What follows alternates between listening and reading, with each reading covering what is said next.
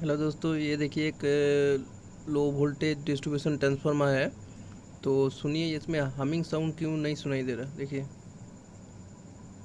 Actually humming sound आपका magnetostatics की वजह से होता है। ठीक है, तो जब मैग्नेटाइज करते हैं कोर कोर को, तो कोर क्या होता है, एक्सपेंड होता है। ठीक है, जब मैग्नेटाइज को रिमूव कर देते हैं तो क्या होता है, कोर अपना ओरिजिनल पोजीशन में आ जाता है। इसकी वजह से एक आवाज़ होता है, उसको बोला जाता है हमिंग साउंड। ठीक है, तो इसमें कहीं नहीं सुनाई दे रहा लो रेटिंग में, क्योंकि देखिए जो हमिंग साउंड हो रहा है मगर ये क्या ऑडिबल नहीं है, ऑडिबल फ्रिक्वेंसी लेस है, इसलिए नहीं सुनाई दे रहा है। तो थैंक यू आज के वीडियो में।